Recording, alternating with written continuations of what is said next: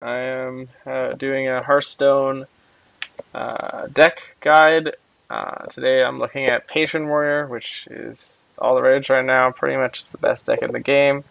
I currently think it's falling off a bit because every deck on ladder is starting to try and counter the deck, so it loses some value. But it's still a really strong deck. And right now this is the Rank 1 Legend Players version. I'll go through what is changed commonly through the decks. Um, uh, and like basically Patron Warriors are fighting over Rank 1 Legend. But this is a really good deck for Common Ladder. It takes a little bit of counting and yeah, and its strengths are doing loads of damage, uh, having lots of board control. Not really like lots of board control, but being able to take the board, have posing a big threat on the board, and just like killing them when you have nothing on the board. Uh, and yeah, so we'll go through the deck. Rage 2 is pretty much common in all versions of the deck right now. Sometimes they run 1. Sometimes it's interchangeable with Cruel Taskmaster, but right now it's just Inner Rage. It's really good for going off with Patron because it gives you another Grim Patron, makes the one you use it on 5 attack, which lets it trade very easily with many minions such as Sledge Belcher, just any minions really. Along with another Grim Patron, you could take out an 8-cost minion. Also, if you have AoE, it gives you like 4 off of 1, because the Inner Rage makes 2, and then the AoE makes 4. Execute, basically a really good hard removal spell in Warrior. Nothing too exciting here. Gets past taunts, gets their big threats off the board. Really good. Next, I have Whirlwind. Pretty key part of the deck. Lets you kill your opponent with Frawling Berserker. Lets you get more Grim Patrons to win the board. Next, I have one Fire War action. Now, this is a little weird, but basically all the top players are doing it. I think Zixo started doing it, and now it's generally fairly common to do it. It's weaker versus aggro, but stronger versus everything else. You don't really need more than one. You have lots of answers to aggro already in the deck, and it can be overkill. And it gets awkward when you have Fire War Axe equipped, and then you have to discard it for Deathbite. Because it's turn 4 and you want to equip Deathbite, then you're wasting Fire War Axe. So yeah, it's a one of. It's definitely something you can change for another one, take out something else, but we'll go through the list. So next up, we have Battle Rage, crazy draw potential. If you damage your face, your character, and one of your minions, it's already better than Arcane Intellect. Not to mention, if you have loads of patrons gone off, you just draw loads of cards. It's really good. And yeah, so it's overall good. It's not even that bad to just draw for 1 with your character damaged. Sometimes an issue with the deck. I don't think it happens anymore. I don't think people do it anymore, but sometimes on turn 2, you just don't armor up because you want to get damaged so you can battle rage, but that's not a big deal. It's just a nice little side thing if you really want to draw cards. Slam. This is something that you can run 1 or 2 or sometimes 0. It's really a preference. I like Slam a lot. It can help you deal with aggro, although the main point of the card is just to cycle. Slam into Execute is a good removal. Sometimes you just want to slam one of your own minions to draw a card. Like if you slam Armorsmith, you just draw a card, that's fine. Slam Gnomish to draw a card, that's fine. You slam Grim Patron, you get another Grim Patron. And if you slam Acolyte, you draw 2 cards, which is sweet. But moving on, Armor Smith. Now this is a card that originally wasn't in the original deck, but now it's pretty much two of in every version of the deck. Sometimes you can get away with one of them. I wouldn't though. Basically, if you're facing like a face hunter or any aggro deck really, or just any deck, if you get low, you play one of these. You play Grim Patron, you AOE a bunch. There you go. You have lots of health. Um, yep, really strong when you're facing aggro decks. Cruel Taskmaster. As I said before, it's the exact same thing as Inner Rage. One of is very common now because it costs two, so it's kind of awkward to go off with your Inner Rage. It's just better. Cruel Taskmaster is better versus aggro. That's why it's still in the deck. But other than that, it's not that important. And then moving on, we have Ironbeak Owl. Now, Ironbeak Owl is a tech from from the #1 ranked legend player. His name is Tyler. I can look him up. Tyler Ootd. So it's Tyler OOTD. That's his name.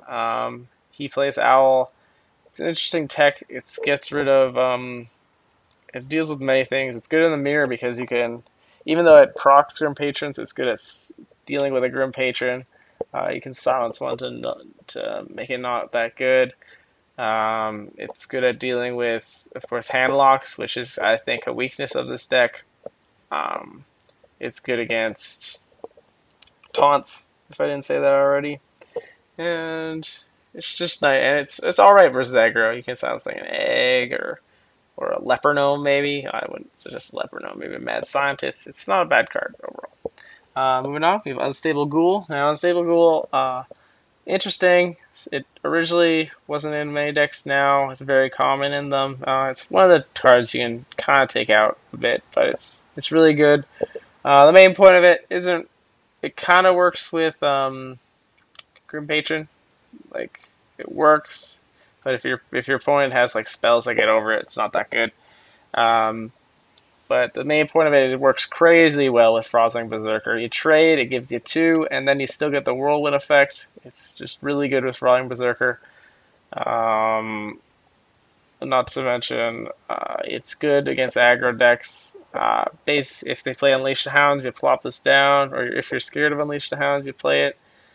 If they play Snake Trap or Implosion, it's good against those, so it's just nice. Moving on, Acolyte Pain, basically a key card in every warrior deck. It has the potential to draw 3 cards. Pretty much, there's very few cards that let you draw more than 1 card off them. Like, I mean, Harrison Jones, which is in the deck, and like Nat Pagel and some other weird things. But Acolyte Pain, you can control how much you draw from it. Yeah, it's really good. Moving on, Frolic Berserker Craze. This is one of the best cards in the deck. Wins you the game. You you play Warsong Commander. You give Frolic Berserker charge. You whirlwind a bunch, and then they die. If you have 2 Frolings, then they're definitely dead. And if you have 1, it's just it's you have to count it out, but it's still a lot of damage. They can easily hit 10 plus damage without doubt. Moving on, Warsong Commander. This card kind of makes the deck work with Grim Patrons, and they have lower than 3 attack minions. You just get endless Grim Patrons. Well, not endless, but the amount of what they have. With Frolic Berserker, you win the game. Yeah, just lots of synergy. Kind of makes the deck. Without them, you guys just sit there, open for killing. Next up, Death Spite. Nothing too exciting. It's another AoE effect.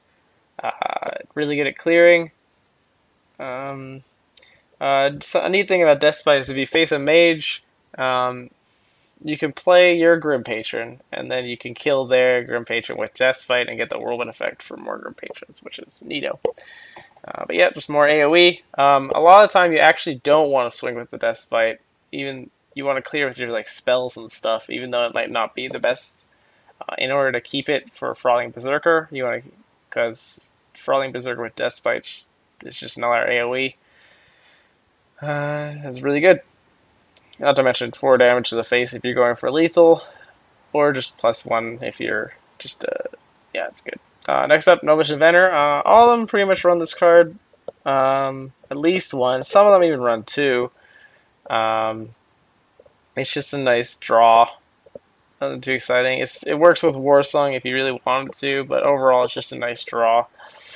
Next up, we have Grim Patron. This is basically a Grim Patron deck. Everything about it is Grim Patron, so it's something really synergizes with the whole deck pretty much. Harrison Jones. Now this is a newer edition, but it's very common now. Pretty much all of them are starting to run it.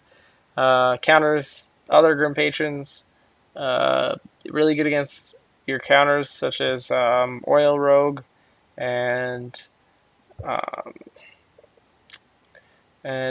Control Warrior. Yeah, so it's a good card. Um, really useful, and the draw is really good. Key part of this deck, of course, is draw. If you haven't noticed, you want to cycle as much as you can so you can get to like the Frothing Berserkers, the Grim Patrons, the AoE.